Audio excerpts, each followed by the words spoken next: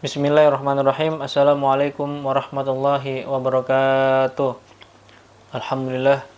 Alhamdulillahillazi arsala rasulahu bil huda wa dinil haq liyuzhirahu 'ala dini kullihi walau karihal kafirun.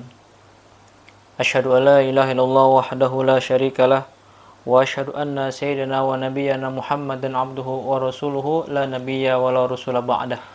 Allahumma fasholli wa sallim wa barik wa karim wa majid wa azim ala hadzal nabiyil karim sayyidina wa maulana Muhammadin al-Fatihil lima ughliqa wal khatimi lima sabaq nasyir haqqi bil haqq wal hadi ila siratal mustaqim wa ala alihi wa sahbihi haqqa qadrihi wa miqdarihi al-azim ya fattahu ya alim amma ba'du. Sahabat generasi berakhlak dimanapun Anda berada, setelah sekian lama saya tidak berbicara di YouTube, namun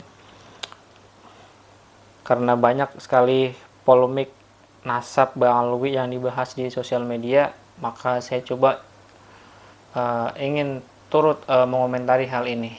Namun sebelum saya lanjut, jangan lupa seperti biasa klik tombol subscribe, like, share, dan komen, dan juga nyalakan tombol notifikasi untuk mendapatkan video terbaru dari saya. Oke? Nah Habib Rizik, gua Bang Alwi, lu mau apa? Saya tantang para bekal nasab. Hei Yahudi pesek yang mengancam ingin mensweeping Bang Alwi, sweeping saya di mana saja saya berada. Yang mereka lakukan adalah saudara politik PKI. Demi Allah, saya akan hadapi mereka sejengkal pun tidak akan mundur. Di mana saja kalian mau sweeping, saya akan hadapi mereka. Takbir. Oke, jadi pada video kali ini saya coba ingin mengomentari polemik nasab yang sangat hangat pada pembahasan di mana-mana ya, di sosial media maupun di dunia nyata. Saya sudah membuat sedikit tulisan ya, coretan saya sendiri apa yang ingin saya bahas di video kali ini agar pembahasannya tidak kemana-mana gitu. Judulnya adalah polemik nasab Bang Alwi. Bagaimana sikap kita sebagai umat, sebagai orang awam. Jadi saya berbicara di sini bukan kapasitas saya sebagai orang yang mengerti dalam ilmu nasab ataupun keilmuan agama yang mumpuni, tidak. Saya mewakili umat yang notabene adalah orang awam yang tidak paham polemik nasab yang dibahas itu seperti apa gitu. Dan bagaimana sih sikap kita sebagai umat untuk melihat polemik seperti ini. Karena kalau tidak disikapi dengan baik, tidak disikapi dengan bijak, maka akan timbul perpecahan di antara umat Islam di Indonesia. Pembahasan pertama adalah landasan hukum ya, landasan atau dasar pemikiran yang saya sampaikan pada video kali ini. Pembahasan saya pada video kali ini adalah menyampaikan hadis dari Nabi Muhammad SAW yang diriwayatkan oleh Imam At-Tirmizi. Al-ulama warasatul anbiya. Ulama adalah warisannya para nabi, termasuk Nabi besar kita Muhammad SAW. Ya. Mau itu ustadz yang bergelar lulusan dari luar negeri, ataupun kiai mungkin yang hafal ribuan kitab, ratusan kitab, ya bahkan juga mengarang kitab, ataupun para habaib yang dianggap banyak oleh masyarakat adalah keturunan Rasulullah. Selagi yang mereka sampaikan adalah kebenaran, selagi yang disampaikan mereka adalah kebaikan dari Allah Subhanahu wa Ta'ala yang diperintahkan oleh Allah dan Rasulnya, maka kita wajib untuk mengikutinya. Dan sebaliknya, kalau ada seorang ulama yang sesat dan menyesatkan, walaupun dia bergelar ustadz, lulusan dari luar negeri yang tersohor, ataupun kiai mungkin yang punya pondok pesantren, ataupun para habaib nih, yang mana jubahnya panjang ya, jenggotnya panjang atau jidatnya hitam, tapi dia tidak menyampaikan apa yang diperintahkan oleh Allah, tidak menyampaikan kebenaran, maka justru lebih banyak mudorotnya daripada maslahatnya untuk umat, maka itu tinggalkan. Ya, jadi jangan kita ikutin yang mentang-mentang dia habaib kita ikutin, mentang-mentang dia kiai kita ikutin, mentang-mentang dia ustadz kita ikutin, belum tentu. Ya, tidak semua orang yang bergelar ustadz, kiai, habaib kita ikutin. Oke, itu yang pertama. Jadi ulama adalah pewaris Nabi. Kita percaya bahwa seorang ulama adalah pewaris Nabi saat ini, baik dari segi keilmuannya ataupun akhlaknya. Siapapun yang membawa kebenaran itu wajib kita ikuti dan kita taati. Bahkan tidak sampai situ, yang diwariskan oleh Nabi Muhammad SAW adalah termasuk perjuangannya, fitnahnya, intimidasi, teror, dipenjara, bahkan ancaman pembunuhan kepada para ulama. Jadi itu adalah landasan berpikir sebelum kita membahas jauh tentang polemik nasab. Lalu kita masuk kepada polemik nasab Ba'alawi. Jadi ada indikasi nih untuk memecah belah antara kiai dan habaib. Makanya saya membuat 3 rumusan masalah. Yang pertama, rumusan masalahnya adalah siapa itu kiai. Yang kedua, siapa itu habaib. Yang ketiga, kenapa mereka diadu domba. Ya, kiai dan habaib itu dicoba untuk dipisahkan. Antara kiai dan habaib dibuat permusuhan, antara ulama dan umat dibuat jauh agar umat itu membenci para habaib ataupun kiai. Ya. Oke, kita masuk pada pembahasan rumusan masalah yang pertama. Siapa itu kiai? Ya, jadi ini saya menulis ini versi saya ya, tulisan saya. Kurang lebih saya mohon maaf apabila ada tulisan atau pengertian yang kurang tepat, mohon nanti bisa dikomentari di kolom komentar. Kiai adalah manusia biasa yang mana beliau atau mereka ini memahami secara mendalam tentang agama, baik itu ilmu akidah, fikih, akhlak dan lain-lain. Yaitu didapat dengan cara belajar dan mengajar. Biasanya julukan kiai diberikan kepada seseorang yang punya pondok pesantren, majelis taklim, yayasan, dan lain-lain. Dan juga seorang kiai ini memiliki akhlak yang baik, sehingga dihormati di kalangan masyarakat. Namun, jangan sampai salah juga antara kiai yang menyampaikan kebenaran atau ustadz dengan kiai yang berpenampilan atau berperilaku seperti dukun ya, yang bergerak di bidang perdukunan. Tinggal bagaimana kita menimbang atau melihatnya secara syariat. Contohnya dalam Islam. Contohnya ini ya, ini hanya contoh. Dalam Islam hanya ada puasa sunnah wajib ataupun sunnah yang diajarkan oleh Rasulullah SAW. Tapi mungkin ada kiai yang melakukan puasa mutih, ya, puasa yang sahurnya dengan nasi putih, bukanya dengan nasi putih dan air putih, malamnya tidak makan dan minum selama 40 hari 40 malam. Itu menurut saya itu tidak ada ajarannya dalam Islam. Wallahu alam. Itu hanya contoh ya. Dan masih banyak lagi contoh yang lainnya yang berkaitan dengan syariat. Jadi kalau kita melihat itu seorang kiai yang benar, yang lurus, ya, yang mulia, kita lihat nih apa yang dia sampaikan, apa yang dikerjakan itu sesuai nggak dengan syariat Islam, sesuai nggak nih apa yang diperintahkan di dalam Al-Quran maupun As-Sunnah. Jangan sampai kita melihat bahwa oh itu kiai, oh itu ustadz, tapi kok perilakunya atau apa yang disampaikan itu kok tidak seperti seorang ulama gitu. Bahkan mohon maaf ya, lebih menjurus kepada praktik-praktik perdukunan gitu. Makanya dahulu Kiai Zainuddin MZ pernah menyampaikan di salah satu mimbar, hafizahullah ta'ala wa ra'ah, Allah yarham, Kiai Zainuddin MZ ini mencoba untuk agar bisa membedakan ya antara kiai beneran dengan kiai dukun, yaitu dengan cara kiai beneran itu dicoba pakai helm, karena kiai yang gerak di bidang perdukunan juga sama-sama pakai peci, sama-sama pakai sorban, jadi seperti itu. Ya, ini menurut saya ya, yaitu siapa itu kiai. Jadi kiai mempunyai jamaah yang banyak, ya, umat yang banyak di setiap pondok pesantren, di setiap majelis taklim, ya, di setiap wilayah kampung dan lain sebagainya. Lalu yang kedua, siapa itu habaib? Habaib hampir sama dengan kiai. Bedanya adalah kalau habaib ini diyakini di tengah masyarakat sebagai keturunan Rasulullah Shallallahu Alaihi Wasallam, ya. Bahkan ada yang keturunan yang ke-37 atau 38 atau 39. Dan ini yang menjadi persoalan pada saat ini.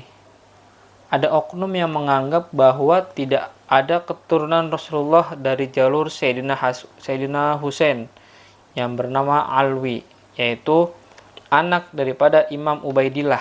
Mungkin bisa dilihat di ceramah atau debat soal nasab ya di channel Islamic Brotherhood yang waktu itu kalau tidak salah persoalan nasab ini dibahas di Kesultanan Banten, mungkin bisa dilihat. Atau mungkin nanti saya tampilin di linknya. Saya tidak akan membahas lebih jauh soal nasab karena saya Al-Fakir tidak punya ilmu sama sekali soal nasab ini. Tapi yang mau saya tanyakan, ngapain sih Imaduddin ini dan kawan-kawan termasuk si Kori ya dan yang lainnya itu ngurusin nasab orang lain? Apa sengaja mau pecah belah umat? Ya. Jadi di mana ada sesuatu hal yang disampaikan atau menjadi provokasi, ini pasti ada hal-hal yang menjadi niat buruk, termasuk salah satunya adalah mau memecah belah umat. Saya punya dua variabel di pertanyaan kedua ini, ya, siapa itu habaib. Jadi saya punya dua variabel. Jika memang benar habaib itu keturunan Rasulullah, kita bersyukur alhamdulillah kepada Allah Subhanahu wa taala karena kita dapat tersambung dengan para ahlul bait Rasulullah yang menuntun kita dunia sampai akhirat. Tidak hanya menurunkan secara nasab tapi juga secara keilmuan. Dalam hadis Nabi Shallallahu alaihi wasallam bersabda, "Taraktu fikum ma in tamassaktum bihi falan tadillu kitaballahi wa ahla baiti." Artinya, aku telah meninggalkan sesuatu bagi kalian. Selama kalian berpegang teguh dengan hal itu, maka kalian tidak akan tersesat. Kitab Allah dan juga Ahlul Baitku. Musnad Ahmad bin Hambal dan Sunan At-Tirmizi. Dalam hadis lain, Nabi SAW bersabda, "Taraktu fikum amroini lan tadillu ma tamassaktum bihima kitaballahi wa sunnatan nabiyyih." Aku meninggalkan bagi kalian dua hal. Kalian tidak akan tersesat selama berpegang teguh dengan keduanya, yaitu kitab Allah dan ajarannya, sunnah-sunnahnya Nabi Muhammad SAW. Imam Malik bin Anas dalam kitab Al-Muwatta. Itu variabel pertama. Jadi Nabi SAW meninggalkan dua pusaka nih, ya. Apabila kita berpegang teguh kepadanya, maka kita tidak akan tersesat selama-lamanya, yaitu kitabullah dan juga ahlul baitnya. Lalu dalam hadis lain diriwayatkan yaitu kitabullah dan juga sunnahnya Nabi Muhammad SAW. Itu variabel yang pertama. Variabel yang kedua adalah Nabi SAW bersabda, "Man kazzaba alayya muta'ammidan falyatabawwa maq'adahu minan nar." Barang siapa berdusta atas namaku dengan sengaja, maka hendaklah dia mengambil tempat tinggalnya di neraka. Jadi variabel kedua ini adalah sebagai peringatan ataupun pengingat kepada para habaib. Kalau memang si Imaduddin dan kawan-kawan ini menganggap para habaib itu berdusta, maka para habaib ini telah berdusta kepada Rasulullah SAW. Ya udah, biar mereka semua aja yang masuk neraka karena telah berdusta sama Rasulullah. Ya, dalam hadis tersebut digambarkan bahwa segala sesuatu yang mengaku-ngaku hadis Nabi, ya, ini bukan hadis Nabi tapi seolah-olah dibuat ini adalah sumbernya dari Rasulullah, termasuk nasab. Kalau si para habaib itu mengaku-ngaku bahwa habaib yang ada saat ini dari dulu sampai saat ini mengaku keturunan Rasulullah, padahal bukan. Misalkan Ya biar mereka aja yang bertanggung jawab, para habaib, di hadapan Allah dan Rasulnya. Ya, biar mereka aja yang masuk neraka, seperti itu. Karena sudah berdusta atas nama Rasulullah. Tidak mungkin para habaib tidak mengetahui hadis tersebut, ya, hadis yang tadi. Karena hadis ini ada dalam pembukaan Bukhari Muslim. Artinya habaib tidak sembarangan menisbatkan dirinya sebagai ahlul bait Rasulullah Shallallahu Alaihi Wasallam. Artinya, jadi kesimpulannya, ngapa jadi repot gitu? Kenapa sih Imaduddin dan kawan-kawan ini ngurusin nasab orang? Jadi para habaib ini tahu kok konsekuensinya apabila para habaib itu berdusta atas nama Rasulullah. Jadi kenapa kita pusing-pusing ya? Kenapa sih Imaduddin ini ngurusin nasab orang? Ya berarti kan ada suatu hal yang di luar itu, dia ingin memecah belah umat Islam. Malah ujung-ujungnya dia memenggal nasab orang yang mana dia menisbatkan dirinya sebagai keturunan Nabi Muhammad SAW. Itu untuk pertanyaan yang kedua, siapa itu habaib. Lalu yang ketiga, kenapa mereka, para kiai dan habaib itu diadu domba? Karena ini ada kaitannya dengan operasi intelijen. Karena di Indonesia ini kita tahu bahwasanya para pengikut kiai sangat banyak, di pondok pesantren, di majelis taklim, di setiap kampung, dan lain sebagainya. Dan tidak kalah juga dengan para habaib, yang mana banyak para muhibbin, para pecinta-pecinta para habaib dari dulu sampai saat ini tidak pernah ada masalah. Ya, berarti ada hal-hal yang dari luar, oknum-oknum, ya saya sebut saja Yahudi pesek ya, atau oknum-oknum PKI. Karena Habib Rizik menyampaikan bahwa ini adalah politik PKI yang mana ingin menghancurkan dan memecah belah umat Islam. Karena ada dua hijau di Indonesia yang menjadi kekuatan. Hijau pertama itu adalah TNI, dan hijau yang kedua adalah umat Islam. Apabila keduanya ini sudah hancur, maka hancurlah Indonesia. Makanya ada oknum-oknum dari dulu ingin menghancurkan yang namanya umat Islam, ingin menghancurkan daripadanya itu keyakinan umat Islam, ingin menghancurkan, memecah belah negara kesatuan Republik Indonesia. Yang saya pikirkan adalah, apakah si Imaduddin ini lebih hebat daripada kiai terdahulu? Ya, termasuk Kiai Haji Hasyim Asy'ari, Kiai Haji Wahid Hashim, Kiai Haji Khalil Bangkalan, Al-Imam Nawawi Al-Bantani, dan para kiai-kiai sepuh yang lainnya yang terdahulu, bahwa mereka, para kiai-kiai, Allahu yarham, mereka sangat cinta kepada Bang Alwi, sangat cinta kepada para habaib. Tapi si Imaduddin ini istilahnya baru mempermasalahkan dan membuat-buat masalah. Niatnya seperti apa? Ya, apakah ingin menghancurkan umat Islam? Apakah ingin membuat kerusuhan? Ngapain kita ngurusin nasab orang lain? Masih banyak masalah-masalah yang harus diselesaikan oleh bangsa ini, yaitu termasuk masalah judi online, minuman keras, perzinahan, dan lain sebagainya. Itu yang harus diselesaikan. Kenapa kita ngurusin nasab orang lain? Jadi kesimpulannya adalah, orang yang paling mulia di sisi Allah adalah orang yang bertakwa, bukan orang yang bernasab. Ya, walaupun dia nasabnya kepada Rasulullah SAW, tapi karena akhlak dan ilmu yang dilihat oleh Allah Subhanahu wa Ta'ala, ikutilah mereka yang senantiasa mengajak umat untuk ingat kepada Allah Subhanahu wa Ta'ala. Jangan ikutin ulama-ulama yang sesat dan menyesatkan. Walaupun mereka bergelar ustadz, bergelar kiai, bergelar habaib, tapi kalau mereka tidak taat kepada Allah, tidak taat kepada Rasulullah, banyak melanggar peraturan dan aturan Allah Subhanahu wa Ta'ala dan menyesatkan umat, maka jangan sekali-kali kita ikutin mereka. Walaupun itu kiai, walaupun itu habaib. Ya, kita cintai semua ulama, tapi tidak semua ulama kita ikutin. Habaib semuanya kita cintai, kita hormatin karena dia zuriyah Nabi Muhammad SAW. Tapi tidak semua habaib kita ikutin. Mari sama-sama kita jaga persatuan. Kita jaga kesatuan antara para habaib dan kiai. Jangan sampai kita diadu domba oleh oknum-oknum yang tidak bertanggung jawab, oleh oknum-oknum yang ingin memecah belah umat Islam dan ingin memecah belah negara kesatuan Republik Indonesia. Banyak PR yang harus diselesaikan, dari mulai judi online, narkoba, minuman keras, perzinahan. Itu yang harus kita perbaiki saat ini, bukan masalah nasab. Jadi saya mohon kepada semua pihak, termasuk para habaib, para kiai dan orang-orang yang brengsek ini, sudahilah polemik nasab ini. Saya bersama di barisan orang-orang yang cinta kepada para habaib, para kiai, para ustadz yang lurus. Dan saya memusuhi para ulama, ustadz, kiai, habaib yang senantiasa sesat dan menyesatkan.